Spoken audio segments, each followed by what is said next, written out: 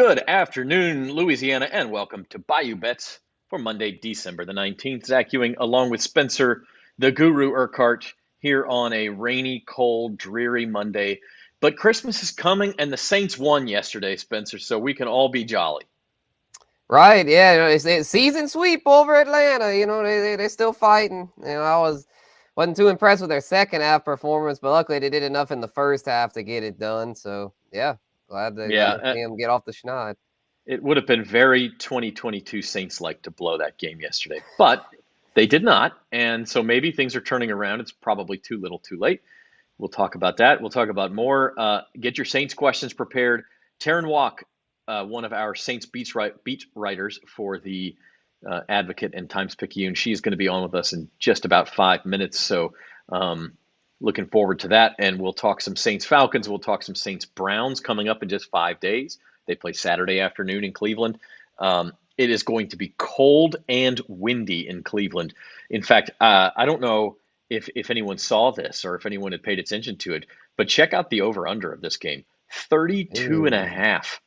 The lowest Awful. over-under in the NFL this season. There's a lot of weather is going to be an issue a lot of places around the NFL this week, but it's especially going to be an issue, like 25-mile-an-hour sustained winds in Cleveland, 15 degrees, possible rain or snow. I guess it wouldn't be rain, it'd be snow. It's going to be ugly, Spencer. Yeah, it's just. I mean, I'll ask Terrin about it more in a few, but man, that just looks like a terrible matchup on paper. I mean, the Saints just don't have that big back like Cleveland does. I mean, this sets up perfectly for Cleveland, in my opinion, because you've got Nick Chubb, a big back, a bruiser, who's used to running in that kind of stuff. Whereas Alvin Kamara is not a big back. I mean, he can run between the tackles, but that's not really his strength. His strength is more on, the getting out wide, breaking longer runs. I don't like this at all. Maybe Taysom Hill Could can be a have one of Taysom his game. magical games, like he did against Seattle. But unless that happens, it's going to be tough. Well, I mean, a thing like that, and again, Terrin will be on here in a couple minutes, but if the total's 32 points, you just need a couple of touchdowns and you have a chance to win that game. So, maybe we'll talk more about it. I do want to let everybody know, as always, we are sponsored by Caesar Sportsbook. If you have not signed up, we have a couple of different options for you, and probably the best one right now. Go to lsuposter.com, and if you register for a new account, make a deposit, and bet at least $10, you receive a commemorative 3-poster set. It can be those 3 you see on the page. It could be we have it like 20 options. You get to pick your 3 posters. So a pretty cool deal. They're replica front pages, but they're not newsprint. They're actually like posters. So they're frameable, all that kind of stuff. Very cool deal. Go to lsuposter.com to get signed up for that. Lots going on this week, even though it's a holiday week coming up. It starts tonight. Rams-Packers to wrap up NFL Week 15. Packers 7.5-point favorites. Another low. 7.5 points is a lot to lay when the expected total is under 40 points, Spencer. It is. I discussed it in Best Bets today. I ended up going with the under here and the Packers to cover, which I know that sounds crazy, being that when a total goes under, it's hard for a big favorite to cover. But I just feel like the Rams are in a terrible position here. I don't like this at all. For Baker Mayfield, having to go to Lambeau is going to be freezing cold. Really don't expect him to be able to pull off any heroics here. I mean, in the Raiders, they stink defensively, where the Packers are not as good defensively as expected, but they're still at least mid-pack. And in that weather, I don't see the Rams doing anything. No, I agree. And I mean, I think if you look at this, and I actually love the Packers when you could get them at -7. And that's where I bet it yesterday. Now it's up to 7.5. The Rams were 7-point underdogs against the Raiders last week at home. So now we're saying, now they're on the road in a hostile environment in the cold.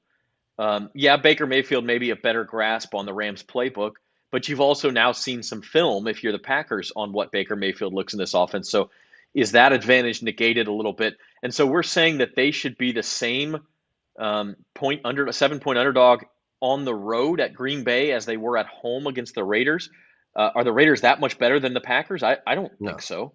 No. So I don't understand that line to a certain extent. I think it ought to be, 9 or 10. Maybe you expect a lower scoring battle, and that's why it's only 7.5. But I don't like the Rams in this spot tonight. Um, Kyle, we have not yet talked about the NFC sloth, and I like that. But I can tell you that unfortunately, it does not look like you will be getting to fill this cup for Jim Derry later because the Falcons lose yesterday. They still have a chance. They have about as much of a chance as the Saints. I think they're Yeah. actually both plus 2,200. We can look at that a little bit later. Um, the other thing tonight, besides Monday Night Football, a big NBA showdown at the Smoothie King Center, Pelicans and Bucks. Game is a pick'em. A lot of places the Pelicans are actually favored. It's a pick'em at Caesars. So if you like the Pels, go to Caesars Sportsbook for sure. It will be. I mean, Giannis versus Zion. This could be a rivalry in this league for years to come if they can both stay healthy. Going to be a lot of fun. Yeah, you love to see it. This will be a huge test for the Pels to see how they can hang against the team that's the best in the NBA right now. Bucks, I was looking at it, they're number one in the East. They've won the finals just a couple years ago, so this is going to be no easy task. And I don't know. I'd probably stay away from this. I don't know what to expect here. I think Zion might end up doing amazing and lead the Pels to the win, or it might be one of those deals to where with BI still out, might be a little too much on his shoulders, and with the Pels depth, they haven't. I mean, it's still strong. Don't get me wrong, but they've been in a little bit of a rut lately, it seems. So I'm not sure if I would play the Pels tonight. Pels went on the road, lost all 3 games, 2 in Utah, 1 in Yeah. Phoenix, all close games. But after winning 7 in a row, they have won 7 in a row at home, so they have that advantage. We'll see. It'll be a lot of. It'll be interesting to see if the Pelicans can make a statement. A lot of eyeballs on the Smoothie King Center tonight. Monday Night Football, Kyle says, who's QB? I think Aaron Rodgers is good to go. I Oh know he yeah. got banged up a couple weeks ago, but he is playing. Yeah, as long as they're still math, he said it on McAfee show. As long as they're mathematically in it, he's gonna quarterback them. And that is technically, it's kind of like the Saints. You're technically in it. It's the Lloyd Yeah. Christmas effect. So you're telling me there's a chance. And the Saints do have a chance as we await Terrin Waack, advocate, Times-Picayune Saints beat writer, coming on in just a couple of minutes. NFC South odds, as I said, the Saints and Falcons. Saints go from 30-1 now to 22-1. Spencer, you said Mr. Urquhart, our friend Horace, put some money on the Saints yesterday to win the South. Yeah, he did. Well, he did it. Yeah, he did it before the week. Like before Sunday. He put some on the Saints and some on Atlanta, and it looks like his Saints. He got the Saints. At a good value considering where they are now. I told him at the time, I was like, you're probably just donating your money to Caesars, but hey, maybe he knows something I don't. He'll enjoy it a lot more if they actually do it. Kyle says the NFL is going to push, pull, and drag old man Brady. I mean, do you mean in the playoffs? Like they're going to make it? Because I don't think the NFL is pushing and pulling and dragging Brady. I think it's the crappiness of the Saints and Falcons and Yeah, Panthers for that's doing real. that. But if they get there, I don't know. I mean, maybe the Bucks are dangerous. They Oh beat no, Dallas they in are week 1. horrible. That's who they would draw if they make the playoffs. It almost certainly would be Dallas. So, it's not impossible that the Bucks could win that game. Jeez, man, the Bucks. That's one. I have to take my victory lap when we get the big Bucks. I took advantage of the You Bucks did. being You, sucky. you did. You did. Latavius Murray, by the way, that could not have been activated. Because he was signed off of the practice squad on that Sunday. You're talking about the game against Minnesota. He was free for any team to sign him, including the Saints. But the Saints had no special rights to him that day, and the Broncos. I think he chose the Broncos. He saw a better opportunity there. So that's not Mickey Loomis. I mean, that unless you thought he should have been activated from the practice squad before the Minnesota game, which I don't think anybody thought. That's not Mickey Loomis there. That's kind of an awkward situation, but nothing he really could have done there. I So think with though that he said, could have. I don't. Did you go want to ahead, move Spencer. on? Oh, No, go okay. ahead. Yeah. I was saying like what he could have done, and looking. I mean, I know the hindsight's 2020, but what he could have done is moved on from Mark Ingram and made Latavius the number 2. Yeah, I mean, yeah. Were you going to do that in the preseason though? I know nobody knew Mark Ingram would get hurt. Um, Yeah, it's just yeah, Ingram just hadn't been effective. I feel like Latavius would have been more effective. yeah. I mean, maybe so. He certainly was in that game, but because they elevated him in that game, any team had a chance to sign him the following day. So, with that said, on maybe not on that exact topic, but talking about the Saints here on Bayou Bets, let's bring in Terrin Waack. She is one of the Saints beat writers for The Advocate and Times-Picayune. Joining us from rainy Metairie is it a Trader Joe's parking lot? Is that right, Terrin? Yeah, guilty as charged. We are weathering the storm out here before some grocery shopping. For sure. Yeah, it's pretty brutal out there. Like, I was gonna make fun of you for having to go to Cleveland and bear that weather, but it's not going to be a whole lot better here. No, and it's cold. I don't know, and it's very windy. I could like feel the car moving. I was like, all right, maybe I don't want to get out anyways. Oh my gosh, hopefully nothing like last week in New Orleans. Gosh. But I do have to say, have you looked closely at the weather report for Christmas Eve in Cleveland? It's going to be cold. It's going to be very cold and windy. We actually talked to Dennis about that today. I came straight from Dennis Allen. We were going to talk from the Saints facility, but he wrapped up within like 10 minutes that we were like, I'm not just going to wait here an hour. So, yeah, the wind is their biggest concern. But my favorite part is Dennis was saying how both teams have to literally deal with it. I'm like, yeah, but they're used to it. You'll have the dome that's just stagnant air, like controlled. So let's spend 1 second recapping yesterday, Terrin, before we move back to Cleveland. 21-18, the Saints win. I mean, really just escaped in this game. We've seen the story play out so many times this year where they build a lead and can't seem to sustain that level of play. Was this any different than that, or did they just happen to get lucky and hang on this time? I think the defense did enough to do it. I don't know that the offense is the reason that they won. The offense did great, like quarters 1, 2, and 3, but 4, they weren't able to literally hold on to the ball at the end there to put more points on the board and secure it. But I don't know. I was a little mentally prepared for another comeback because I was surprised when the Buccaneers won. I mean, that was an even bigger comeback. So it's kind of you never know. It's a believe it when you see it thing at this point. Yeah, they've been a rough team to probably a rough team to cover, I would imagine, from all the just craziness. Sure, I know a lot of times when I was a high school sports writer, I try to pre-write. It's good luck trying to pre-write with this team. Yeah, that for the Buccaneers game was a bit harder since it was a night game and deadline. But this one, at least, it wasn't as hard because it was an earlier kick when it comes to just the logistics of turning something around before we can't. Yeah, for sure. One thing that I saw, I believe he did the story on Jawan Johnson at the big game there, and just would you say that he's been like the most improved player on the Saints? Because it seemed like the first few weeks he was all right, but not doing a whole lot. But now he's a consistent few catches and a touchdown or two almost every week. It's like night and day from the beginning of the season. I remember doing a story on him because he juggles during his pregame routine, like all the way down the 100 yards and back for hand-eye coordination. And we did it in the preseason, be like, just in case. You never know, because they had other tight ends and whatnot. Like, you never know what's going to happen. And so now that he is like tight end number 1 and literally leading the team in receiving touchdowns, I would say he's the most improved player easily. He looks bigger than he did during preseason. He is much more of a presence. I think he's gaining confidence the more and more he shows how much he has improved too. And confidence is key. He was saying yesterday, like, at this position, you need attitude. Like, you cannot be stopped. You have to handle a little bit of everything and know you're going to be the top dog. Talking with Terrin Waack here on Bayou Bets. She is a Saints beat writer for The Advocate and Times-Picayune.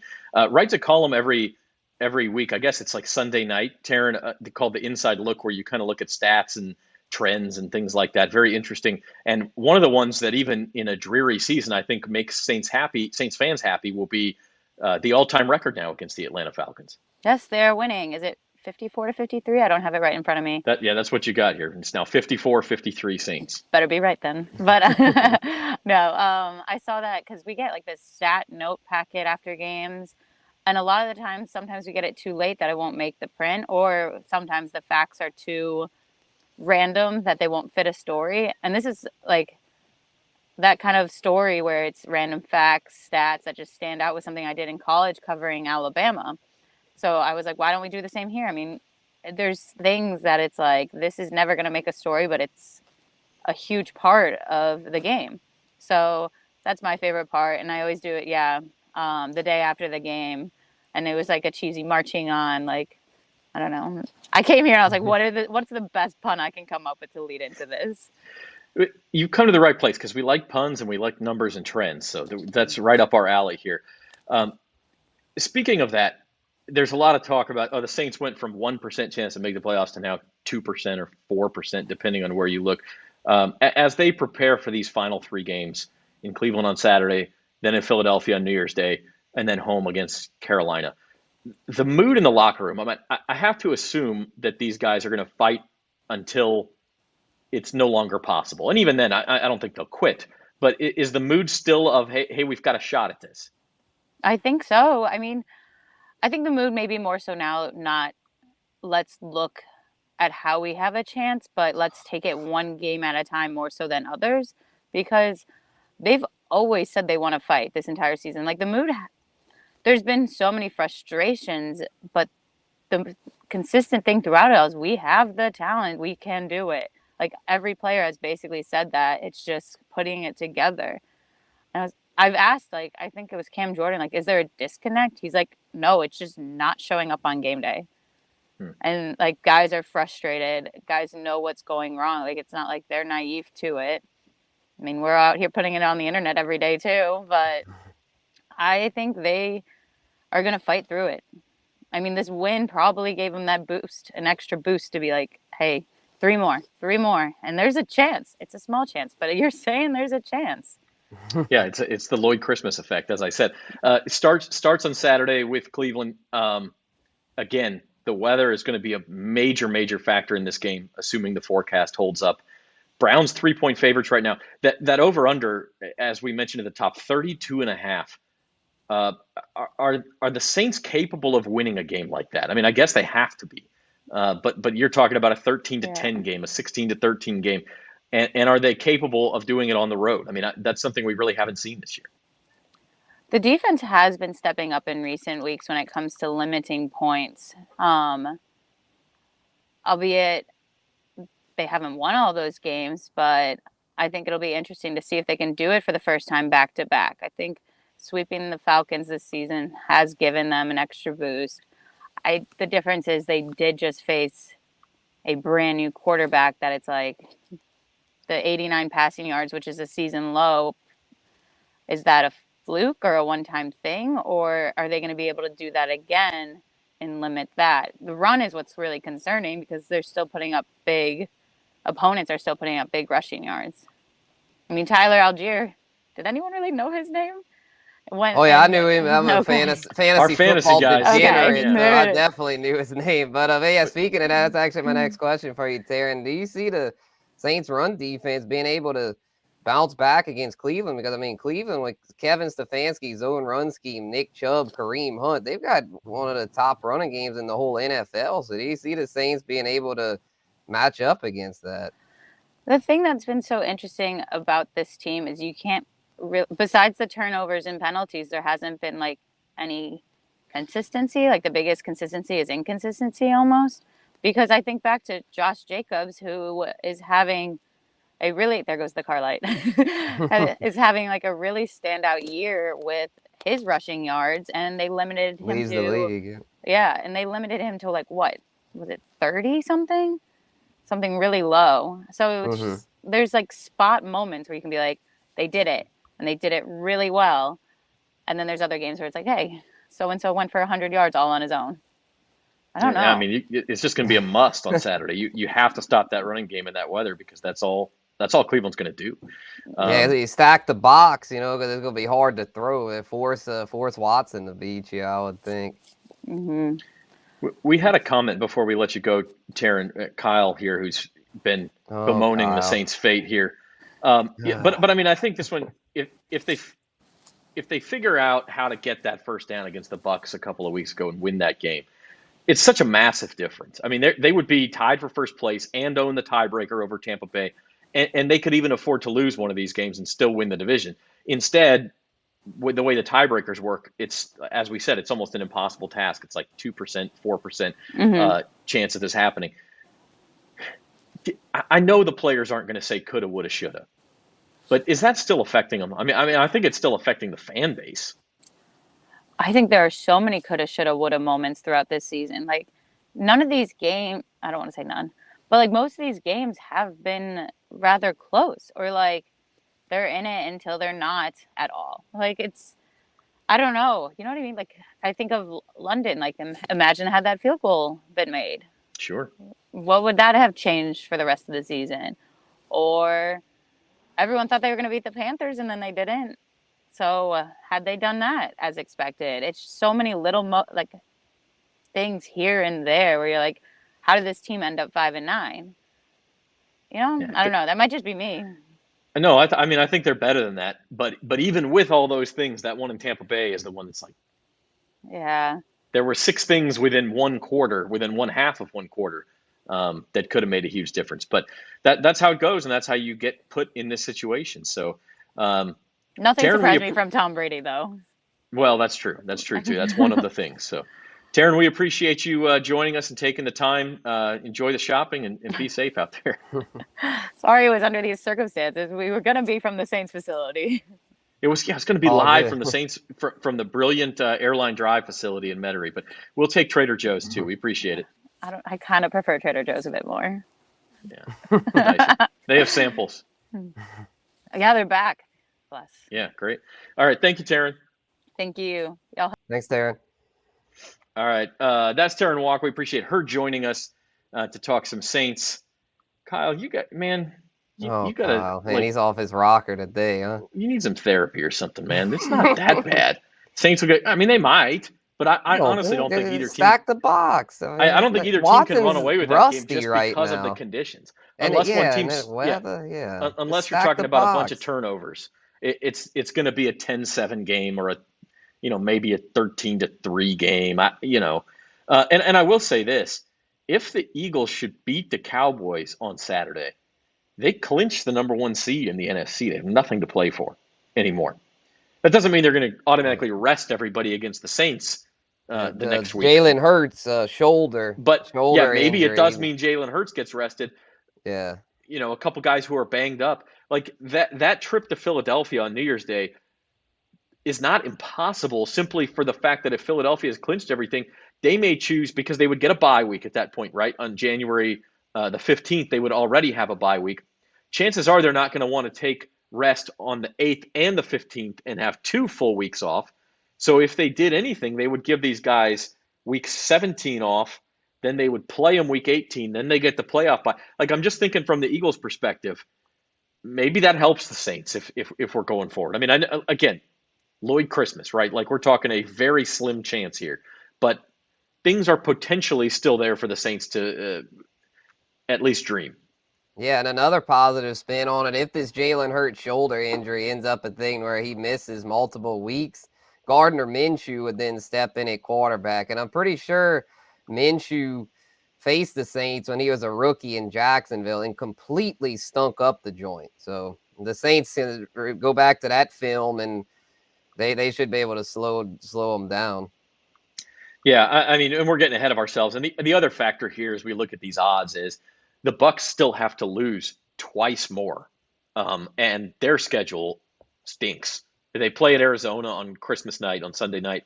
Then they play Carolina, then they play Atlanta. I think both at home. So are they going to lose 2 of those games? Maybe. And Arizona, I think Colt McCoy isn't even going to play. It's going to be Trace McSorley. Yeah, Trace McSorley. That's right, as their third string quarterback. So, I know the Bucs have been terrible. They've been awful, but to expect them to lose 2 of those 3 games, I honestly think that might be more unlikely than the Saints running the table, because I do see a scenario where the Saints get hot and run the table here. But I just don't think the Bucs lose twice more. Yeah, because I mean the Bucs own Atlanta and they should beat Arizona, and then if they take care of business there, that'd be the nail in the coffin, which is why they're still heavy favorites and why they're still probably gonna win it. But I'd say y'all what, Tom Brady looks completely washed. Not just washed, I mean completely washed. He looks just like just to where I don't even see how he's going to be able to come back next season. He looks that bad because I remember he said it back a few years ago. He's like, when I suck, I'll retire. Well, guess what, Tom? You suck. So you need to retire. Spencer, the guru, laying down the gauntlet on Tom Brady. I mean, look, the Saints could have used one washed moment in the last 5 minutes of that game. They got plenty in the first 55 minutes. Yeah, they just that's needed crazy. one more.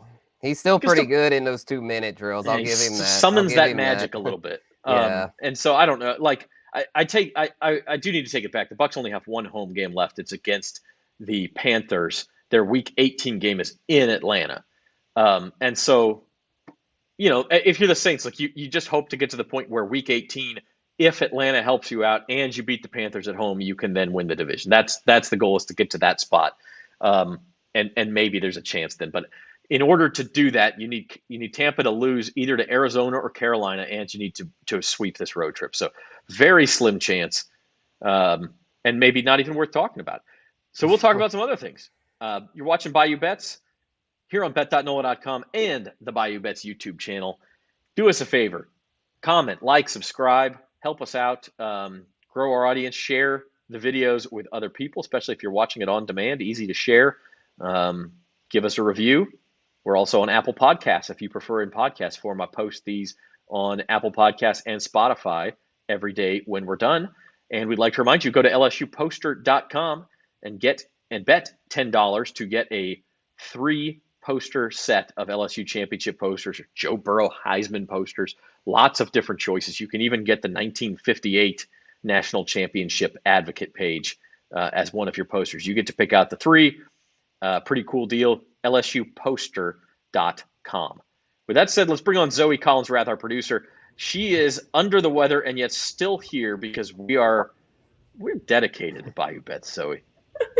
Yes, we are. I don't want to miss a day because, I have a cold, but, here we are. Well, bless you. And by the way, speaking of grinding through and being here every day, what's up, Jerry? Jerry. It is a victory Jerry, Monday, yes.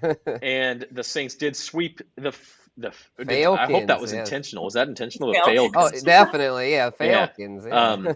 Almost read right over that. So yeah, the Saints sweep the season. Look, to a certain extent, Saints fans can even have that. Like, in our worst year in 15 years, we still swept the Falcons. So there's a little bit of bragging rights there, I think. Yes. Look, it's the little things, right? But there's a couple other things I wanted to talk about. College football, NBA. Zoe, we talked briefly about this at the top of the hour, but Bucks Pelicans tonight. Listen, must-see TV as far as the NBA goes, as far as I'm concerned. I agree. I think, like y'all said earlier, 2 young stars between Giannis and Zion.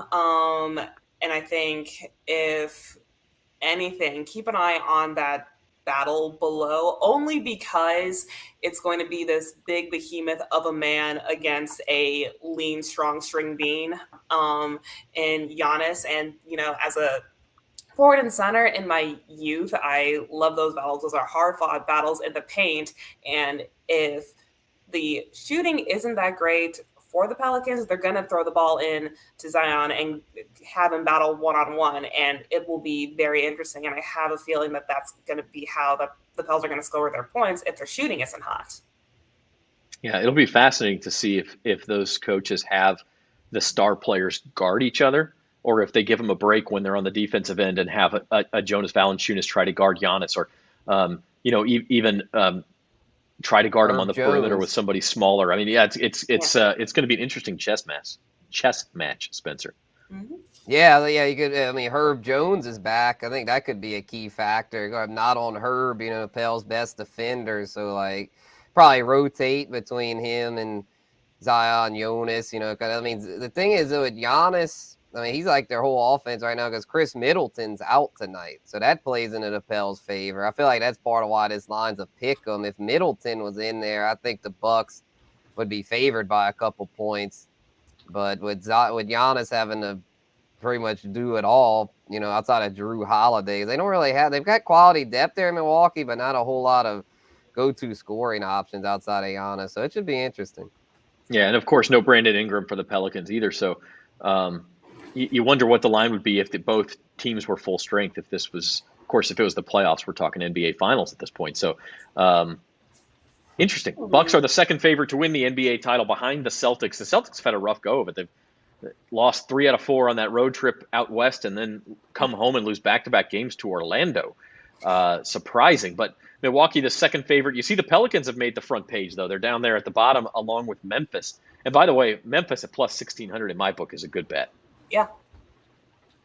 Yeah, the only values I see on this board are Denver, the Pels, and Memphis. 14-1 and then 16-1 for the Pels and Memphis. To me, at this point, if you're not 10-1 or more, I'm not interested in betting on, Clippers, Warriors, Bucks, Celtics. I'm sorry. It's just no value there. And then the Suns, Chris Paul's old. I don't really like them. And in Brooklyn, just the public loves KD. So there's absolutely no value there. So Nuggets, Pels, Grizz. That's where if you want to bet NBA futures, pick one of those or maybe just put a few bucks on all three.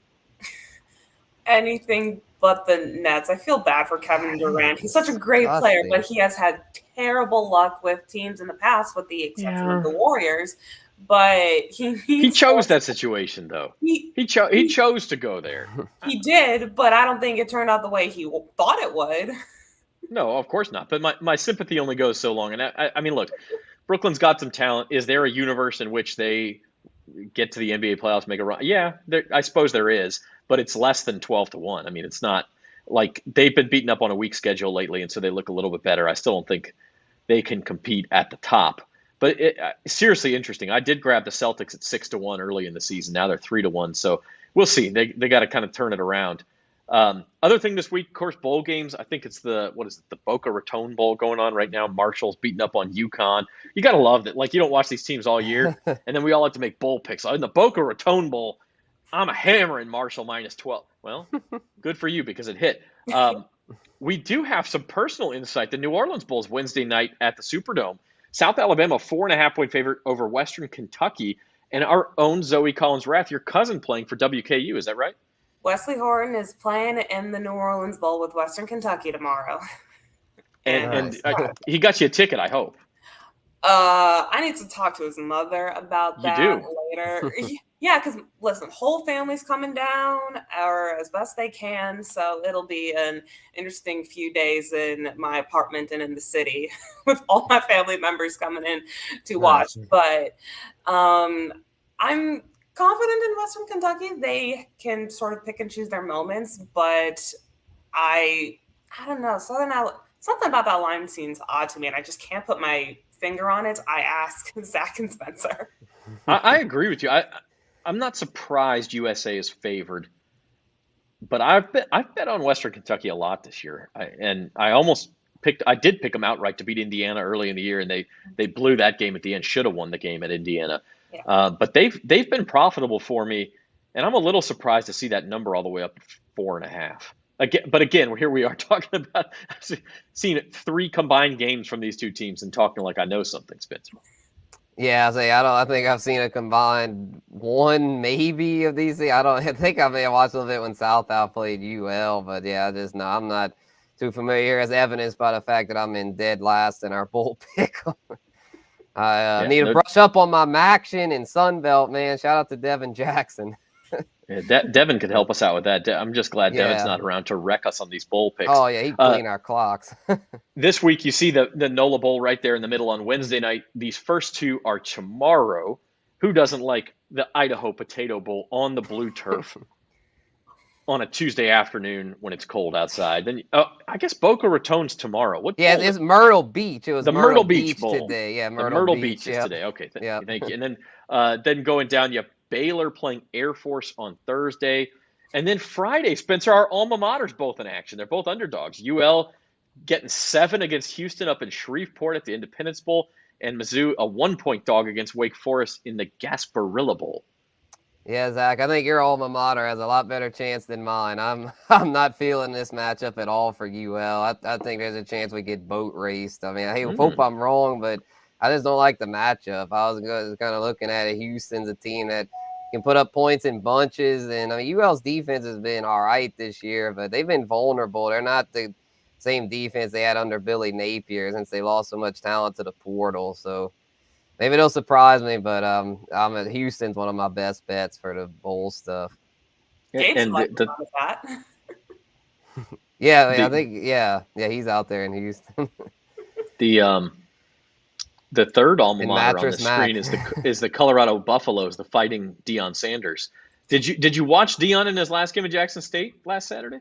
I watched a little bit. It was a great game. It was a great game, and listen, we don't have enough time for me to talk about my feelings on Deion and him living Jackson State, my alma mater. It's a complicated thing, but there's so much potential in that game, and so many of those players just put in so much work, and Deion coached a great last game, even though it wasn't the outcome that he wanted.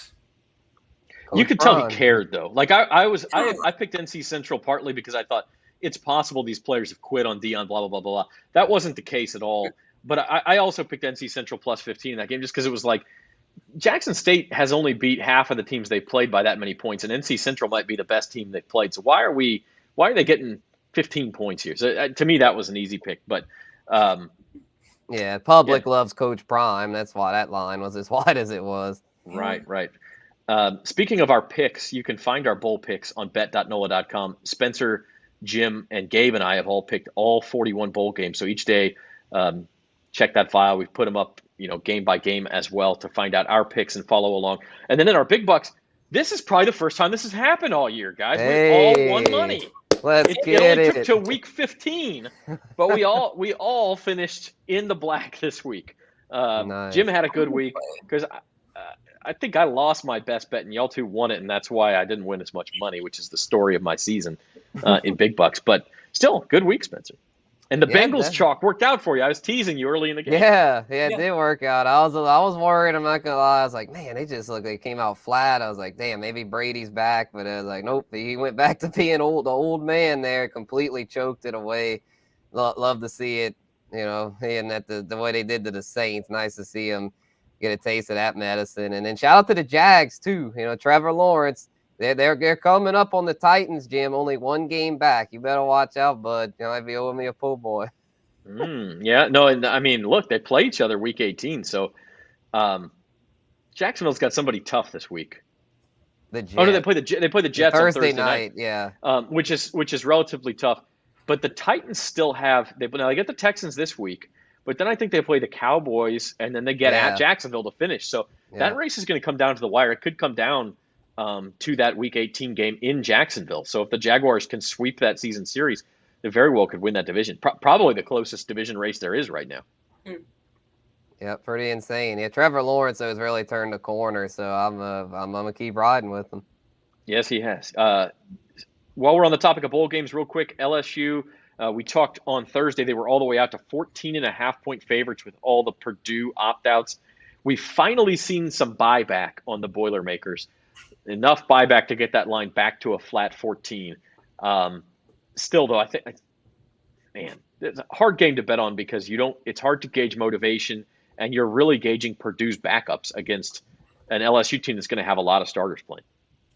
Yeah, and it's just such a long layoff. I mean, not till January 2nd. I mean, we don't know how these teams are going to come out. It's just, if I had to play this, though, I'd do it LSU. I mean, on paper, they should blow this team out. They should be a 20, 30-point victory, but we obviously never know what can happen here. And then, I mean, the Drew Brees effect, they're bringing Drew Brees in there. I mean, we know Drew Brees is a great motivator, so that could play a slight factor. And I'm not saying Purdue's going to win, but it could help keep it close. But I'd still bet LSU if I had to bet it.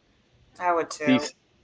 These interim coaching situations, UAB a couple days ago, the first bowl game, they had an interim coach, and the guy's crying on the field, and his players love him, and it's like you never know if it's going to be like a deadbeat dad or if it's going to be like like the uncle that everybody loves, right? Yeah. Does that make any sense? No.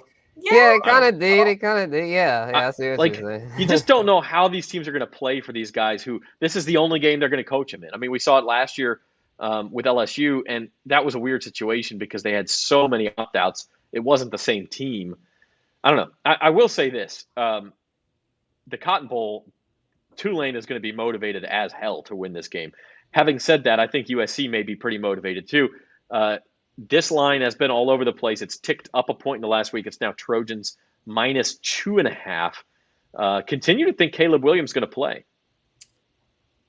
Yeah, that's what it's seeming like. So that's why it is to me. I said it last week and I'll say it again. This line makes no sense. I don't know what they know that we don't, but there's something fishy about this line. I'm not touching it. It just I'd probably touch it with Tulane if I had to. Give me the 2.5. I'm not gonna put a whole lot on it though, but I don't know. I feel like Caleb Williams, it's like I think he'll have his moments, but I don't know if he's gonna exactly be 100%, like coming off that hamstring, and then Tulane's got a pretty solid defense, so we'll see, but something's weird about it. Yeah, no, I agree. It's odd. And we'll see. Lots of bowl games to come, as we said. Monday Night Football tonight to wrap up NFL Week 15. Also, Bucks Pelicans tonight. Real quick, guys. Monday Night Football picks. Rams Packers. Spencer, what you going with? All right, I'll go Packers 20, Rams 6. Okay, 20-6. So you like the under and the Packers. Yeah. Zoe, what about you? I'm gonna go Packers win. Final score 20-10. 20-10. I'm kind of with you guys. I hate to echo the rest of the room, but I'll say 23-13 Packers, maybe slightly higher scoring. We all like the under. We all like the Packers. So guaranteed over in Rams. Go lock it in. Looking ahead before we go to NFL Week 16, and Spencer, this is a tease also. Join us for the Fantasy Roundup at 2 o'clock tomorrow. Weather is going to be a big-time theme this week. Of the 16 games, I believe 11 of them have a total under 40. So you're expecting low-scoring games, weather impacts. Finding fantasy starters at receiver and quarterback is going to be trickier than ever, especially if you're still starting fringe guys in those spots. But some interesting lines, and what that means, by the way, when you talk Saints Browns, 3 points, a lot of points when there's only going to be a total of 32.5. Like a 3-point margin is a big margin. That's about as much as you're going to win by in that situation. So I kind of like taking the Saints with the points. But the rest of these lines, anything surprise you here? Yeah, the Cowboys, that moved with the Jalen Hurts news. I think that moved up to like 5 because it's starting to look like Jalen Hurts, that shoulder is going to keep him out. But outside of that, there's not really anything too surprising here. I mean, the Lions, they've been trending up, so no surprise that they're road favorites. Bengals, we know what they've been doing. I'll probably get off the Bengals train this week. I've been riding it the past few weeks. I'll probably hop off here, though, because at New England, I don't really like that spot. You best believe Bill Belichick is going to have those guys fired up after that debacle on Sunday. Yeah, no doubt about it. And then we talked about the Saints needing the Bucks to lose twice more. 4.5-point road favorites in Arizona. Again, a lot of points there, but Trace McSorley, Tom Brady, how are you going to pick Trace McSorley in that battle?